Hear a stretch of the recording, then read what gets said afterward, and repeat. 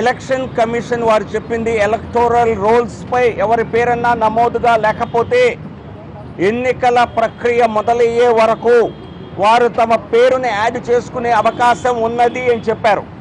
అలాగే ఎవరి పేర్లైతే తప్పుడు సమాచారంతో ఎన్నికల ఓటర్ లిస్టులో జాబితాలో ఉన్నాయో వారిని తప్పించడానికి పెద్దగా సమయం లేదు అని ఎలక్షన్ కమిషన్ వారు చెప్తే, కాదు ఎప్పటి వరకు ఓట్లని యాడ్ చేసే ప్రక్రియ కొనసాగుతుందో అప్పటి వరకు డిలీట్ చేసే ప్రక్రియ కూడా, తప్పుడు ఓటర్లని అనే సమాచారం సేకరించి ఎవరైనా ఇస్తే ఆ సమాచారాన్ని ధృవీకరిస్తే తీయటానికి కూడా ఉండాలి. ఎందుకంటే తెలుగుదేశం పార్టీ పెద్ద సంఖ్యలో, లక్షల సంఖ్యలో ప్రస్తావించాం కూడా దీనిలో 2018లో 18 లక్షల ఓట్లని తొలగించడం జరిగింది. దాదాపుగా 20 లక్షల కొత్త ఓట్లను అప్పుడే యాడ్ చేయడం జరిగింది. ఇవన్నీ డూప్లికేట్ నేమ్స్ అని అనుమానాలు ఉన్నాయి.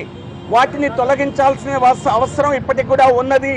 కాబట్టి ఓటర్లను తొలగించే ప్రక్రియ కూడా, తప్పుడు ఓటర్లను తొలగించే ప్రక్రియ కూడా ఒక నిబద్ధతతో ఆఖరి సమయం వరకు దాన్ని నిర్వహించాలని, ఎటువంటి ఒత్తిడికి స్టేట్ ఎలక్షన్ కమిషన్ వారు కానీ, స్టేట్ ఎలక్టోరల్ ఆఫీస్ వారు కానీ, స్థానియ ఉద్యోగులు కానీ దానికి ప్రేరేపించకుండా, దానికి ఎటువంటి ప్రలోభాలకి వారు రాకూడదని తప్పనిసరిగా కమిషన్ చెప్పాం. దాన్ని కూడా అనుమతించినట్లుగానే మాకు చెప్పారు.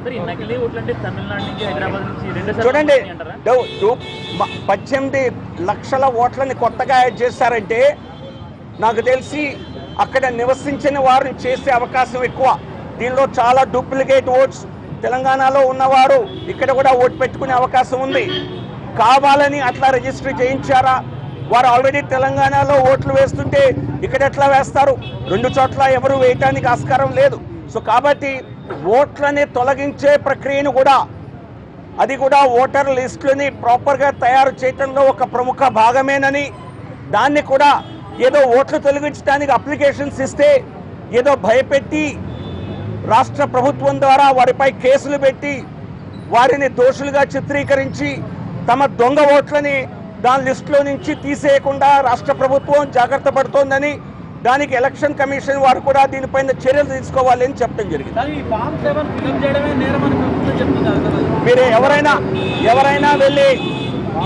వెళ్ళి చూడొచ్చు. ఫామ్ 7 ఎవరైనా సబ్మిట్ చేయొచ్చు. ఎవరి ఓటు రూల్స్లో ఉందో వారే చేయవసరంలా. ఫామ్ 7 ఓటరు స్వయంగా సబ్మిట్ చేయొచ్చు. ఒకరి తరఫున లేదా మీ ఓటు సరైన ఓటు కాదు అని నేను కూడా కంప్లైంట్ చేయొచ్చు.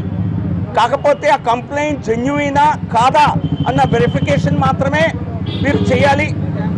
అంతేగాని వేరే వారి పైన ఓట్లు తొలగించడానికి చర్య తీసుకోవటం తప్పు కాదు. కానీ తప్పుడు విధానంతో జెన్యూన్గా ఉన్న ఓటర్ని తొలగించాలనుకుంటే అది తప్పనిసరిగా అది కూడా ఒక క్రైమే. ఎందుకని ఫామ్ 7 మీకు కాపీ ఇస్తా కావాలంటే, అంటే ఇది ఫామ్ 7 అందరూ డౌన్లోడ్ చేసుకోవచ్చు. దానిలో ఓటరే కాదు, ఓటరు సరైన ఓటరు కాదు, మరి చంద్రబాబు నాయుడు గారు ఈ దొంగ పేర్లను దానిలో పెట్టారు అని ఎవరైనా కంప్లైంట్ చేయొచ్చు.